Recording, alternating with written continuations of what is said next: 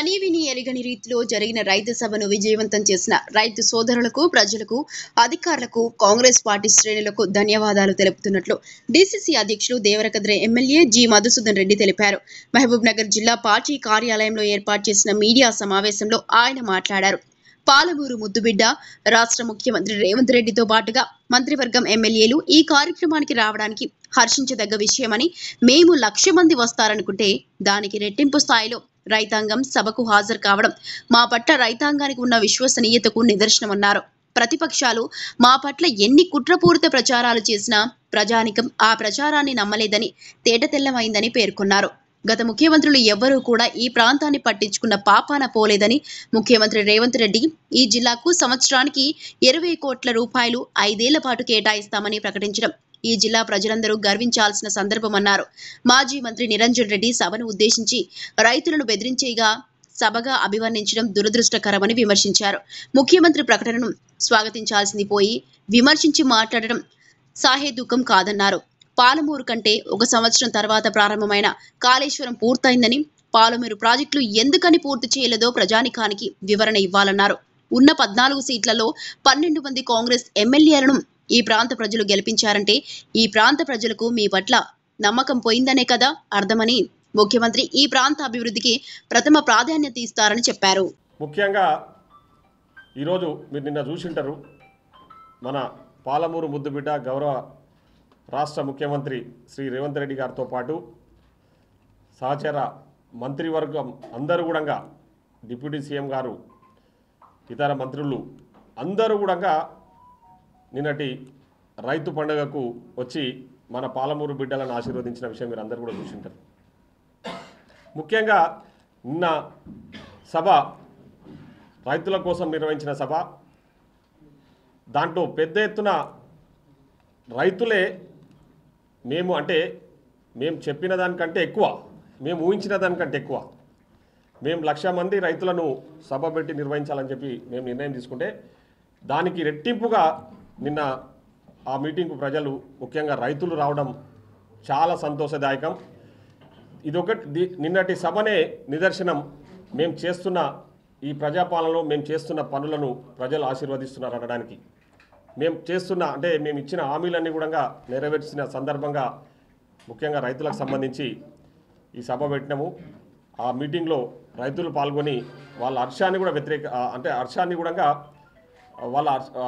వాళ్ళ సంతోషాన్ని వ్యక్తం చేయడం కూడా హర్షించదగ్గ విషయం.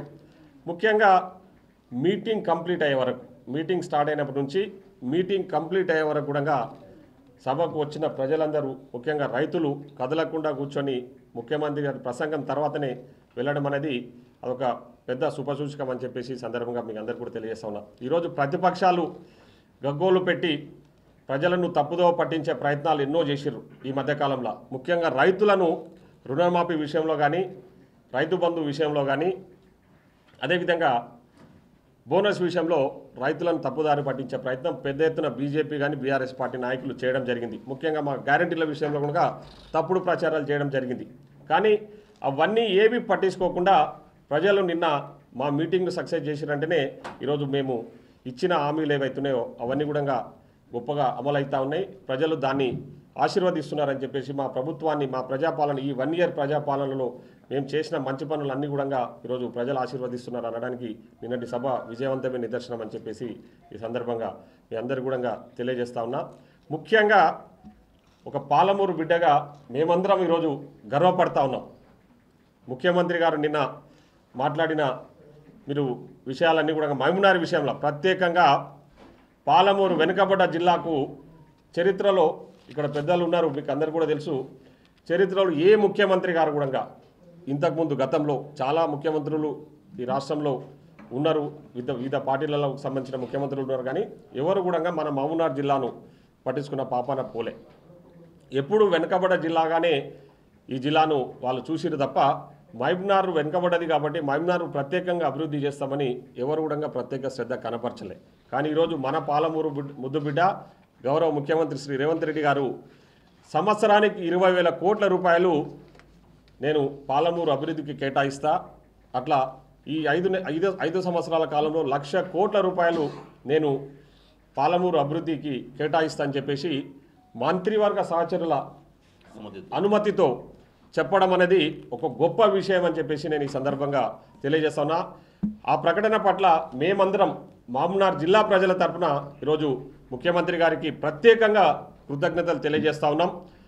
ఈరోజు మహబూబ్నగర్ జిల్లా రైతాంగం పట్ల కానీ, మహబూబ్నగర్ జిల్లా నిరుద్యోగ యువత పట్ల కానీ, నిరుద్యోగ తరఫున కానీ, మహబూబ్నగర్ జిల్లా నిరుద్యోగ యువత తరఫున అందరి తరఫున ఈరోజు ముఖ్యమంత్రి గారికి ప్రత్యేకంగా మేము కృతజ్ఞతలు తెలియజేస్తా ఉన్నాం. ఈరోజు ఏ ముఖ్యమంత్రి కూడా చేయని ఒక గొప్ప ప్రకటన ఈరోజు మన ముఖ్యమంత్రి గారు చేయడము, అది పాలమూరు జిల్లాను అభివృద్ధి చేస్తామని చెప్పేసి అందరి సహచరుల మంత్రుల అనుమతితో చెప్పడం అనేది ఒక గొప్ప విషయం అని చెప్పేసి ఈ సందర్భంగా మీతో ఈరోజు నేను పంచుకుంటా ఉన్నా. ఈ విషయాన్ని పాలమూరు జిల్లా ప్రజలందరూ కూడా హర్షం వ్యక్తం చేయాలని చెప్పి కూడా ఈ సందర్భంగా నేను తెలియజేస్తా ఉన్నా. అదే కాకుండా పాలమూరు జిల్లాలో పెండింగ్ ప్రాజెక్టులన్నీ కూడా పూర్తి చేస్తాము. 20 లక్షల ఎకరాల అదనంగా ఆయకట్టుకు నీళ్ళు అందిస్తామని చెప్పేసి 5 ఏళ్ల కాలంలో ముఖ్యమంత్రి గారు చెప్పిన విషయం కూడా మీకు అందరికీ కూడా ఈ సందర్భంగా గుర్తు చేస్తా ఉన్నా. ఆ విషయం పట్ల కూడా ముఖ్యమంత్రి గారికి మేము ప్రత్యేకంగా ఈరోజు కృతజ్ఞతలు తెలియజేయాలని ఈ మీడియా సమావేశాన్ని ఏర్పాటు చేయడం జరిగిందని ఈ సందర్భంగా తెలియజేస్తా ఉన్నాం. సో ఈరోజు ఇంత మంచి నిజంగా పాలమూరు బిడ్డలు ఎవరైనా సరే ఈ విషయం పట్ల గర్వంగా ఫీల్ కావాలి, గర్వంగా అప్రిషియేట్ పార్టీలకు అతీతంగా ఈరోజు మా ముఖ్యమంత్రి గారిని అప్రిషియేట్ చేయాలని చెప్పేసి నిన్న మాట్లాడిన విషయాల పట్ల ముఖ్యమంత్రి గారి మాట్లాడిన విషయాల పట్ల అందరూ అప్రిషియేట్ చేయాలని చెప్పేసి మేము కోరుతా ఉన్నాం. కానీ ఈరోజు మీరు చూసింటారు, నిన్న మీటింగ్ తర్వాత మన మహబూబ్నగర్ జిల్లాలో గతంలో వ్యవసాయ శాఖ మంత్రిగా పనిచేసిన నీళ్ళ నిరంజన్ రెడ్డి అని పేరు పెట్టుకున్న నీళ్ళ నిరంజన్ రెడ్డి గారు ఏదో ఒకటి ప్రతిపక్షాలకు ఏమైందంటే మంచి చేసినా వాళ్ళకి చెడుగానే కనిపిస్తుంది. ప్రతిదీ విమర్శనే చేయాలన్న ఆలోచనతోన ఈరోజు నిన్న నిరంజన్ రెడ్డి గారు ఒక ప్రెస్ నోట్ రిలీజ్ చేస్తూ అది రైతుల సభ కాదు, రైతులను బెదిరించడానికి పెట్టిన సభ అని చెప్పేసి తప్పుడు ప్రచారాలు చేయడానికి ప్రయత్నం చేశారు. అది రైతులకు బెదిరించడానికి పెట్టిన సభ కాదు సార్. మేము స్వచ్ఛందంగా ఈరోజు మీరు చూస్తూ ఉన్నారు, మీడియా మిత్రులే కాదు ఆల్ డిపార్ట్మెంట్కి సంబంధించిన అధికారులు కూడా నిన్న మీటింగ్ చూసి అప్రిషియేట్ చేస్తూ ఉన్నారు. స్వచ్ఛందంగా రైతులు ఆడికి వచ్చారు, ఎవరిని బెదిరియడానికి కాదు పెట్టింది. ముఖ్యంగా పాలమూరు ప్రజలకు మేలు చేయాలన్న ఆలోచనతో నిన్న ముఖ్యమంత్రి గారు మాట్లాడారు. దాన్ని అప్రిషియేట్ చేయాలి. నిజంగా మీరు నిరంజన్ రెడ్డి గారు మీరు మహబూబ్నగర్ జిల్లా వాసి అయితే నిన్నటి ముఖ్యమంత్రి గారి మాటల పట్ల మీరు హర్షం వ్యక్తం చేసి అభినందించాలి. విమర్శ అనేది కాదు, మీరు అభినందించాలి. నిన్న నిజంగా మీరు పాలమూరు బిడ్డగా అయితే మాత్రం. కానీ మీరు విమర్శలే పనిగా పెట్టుకొని ప్రతిదీ విమర్శ చేయడం అనేది తగదు. మీ కాలంలో మీ హయాంలో పాలమూరు రంగారెడ్డి ప్రాజెక్ట్ ఎందుకు పూర్తి చేయలేదు? మరి మీరు 28,000 కోట్ల ఖర్చు చేశారు కదా. మన ఖర్చు చేసి అక్కడ కాళేశ్వరము మనకంటే 1 ఇయర్ క్రితం స్టార్ట్ అయిన కాళేశ్వరాన్ని కంప్లీట్ చేసుకుంటారు 1,50,000 కోట్లు పెట్టి. ఇక్కడ 28,000 కోట్లు ఖర్చు చేసామని 28 ఎకరాలు కూడా నీళ్ళు ఇవ్వలేదు. అదనంగా ఎక్కడ కూడా మీరు ఈ 10 ఏళ్ల కాలంలో ఆయకట్టుకు నీళ్ళు ఇవ్వలేదు. చాలా పెండింగ్ పనులు ఉన్నాయి. కేఎల్ఐ పెండింగ్లు అట్లే ఉన్నాయి, మా కోయిల్ సార్ ప్రాజెక్ట్ పెండింగ్ పనులు అట్లే ఉన్నాయి, శంకర్ సముద్రం పెండింగ్ పనులు అట్లే ఉన్నాయి. అవన్నీ కూడా ముఖ్యమంత్రి గారు అందరి సమక్షంలో, ప్రజల సమక్షంలో, మీడియా మిత్రుల సమక్షంలో, పక్కన ఉన్న మంత్రివర్గ సహచరుల సమక్షంలోనే పాలమూరు జిల్లాను నేను పెద్ద ఎత్తున అభివృద్ధి చేస్తా, 20 లక్షల ఎకరాల అదనపు ఆయకట్టుకు నీళ్లు తీసుకొస్తా అని చెప్పేసి ముఖ్యమంత్రి గారు చేసిన ప్రకటన పట్ల మీరు హర్షం వ్యక్తం చేయాలి. ఈ 1 ఇయర్లో ఏం చేసిండని మీరు ఏదో మాట్లాడుతూ ఉన్నారా? ఈ సంవత్సర కాలంలో కూడా ముఖ్యమంత్రి గారు చేసిన అభివృద్ధి పనులు, ముఖ్యంగా పాలమూరు జిల్లాకు సంబంధించి పాలమూరు జిల్లాకు ఈరోజు లా కాలేజ్ తీసుకురావడం జరిగింది, ఇంజనీరింగ్ కాలేజ్ తీసుకురావడం జరిగింది. నా దగ్గర కురుమూర్తి స్వామి టెంపుల్కు 110 కోట్ల రూపాయలు శాంక్షన్ చేయడం జరిగింది.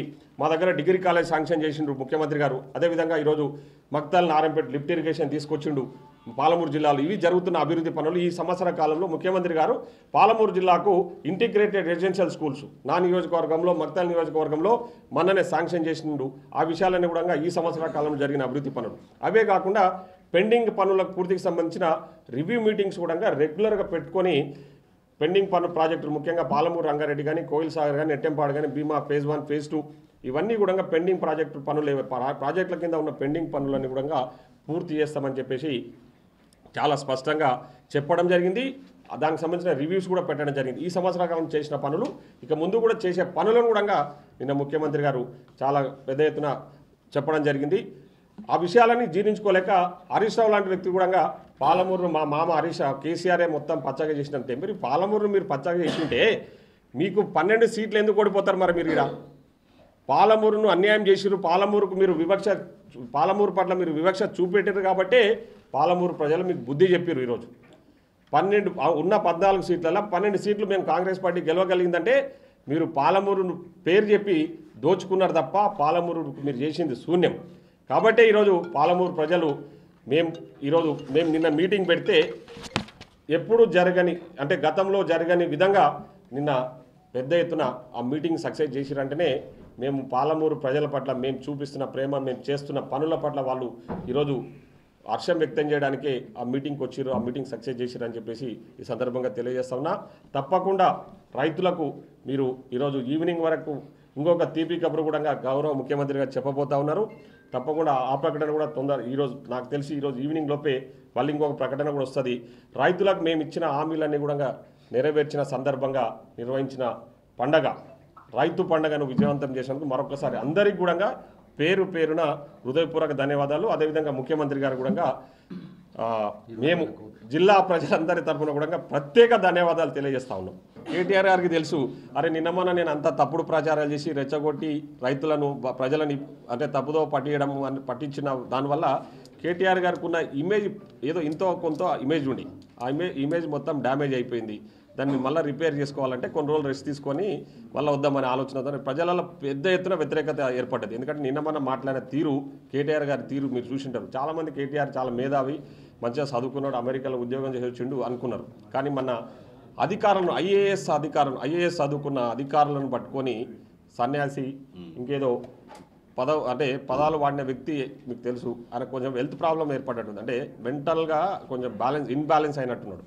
సో ఆ విషయంలో ట్రీట్మెంట్ కోసం రెస్ట్ తీసుకుంటున్నాడో మన దానికోసం ఏదైనా ఉండొచ్చు. ఎందుకంటే అధికారం పోయింది ఆ నక్కస్తో తట్టుకోలేకపోతా ఉన్నారు. మాకు వస్తున్న పేరు ఈరోజు మేము ఈ ప్రజాపాలనలో ప్రజలకు నచ్చే విధంగా మెచ్చే విధంగా మేము పాలన చేస్తూ ఉంటే మాకు వస్తున్న ఆదరణను చూసి తట్టుకోలేక పాపం వాళ్ళు ఆలోచన చేసి ఇట్లా అయిపోతుంది మేము చేసినవి ఏవి కూడా ప్రజలు నమ్మే విధంగా లేరు కదా అనే ఆలోచనతోన పాపం ఆయన హెల్త్ ఏమైనా డిస్టర్బ్ అయిందేమో ఆ విషయం మీద ట్రీట్మెంట్ కోసం ఆల్రెడీ మేము ముఖ్యమంత్రి గత ప్రెస్ మీట్లలో కూడా చెప్పిన మా ముఖ్యమంత్రి గారికి రిక్వెస్ట్ చేయడం జరిగింది. అన్న కేటీఆర్కి మనమే ట్రీట్మెంట్ చేద్దాము, మనమే డబ్బులు ఇచ్చి ఏదైనా హాస్పిటల్లో చూద్దామని చెప్పిన విషయాన్ని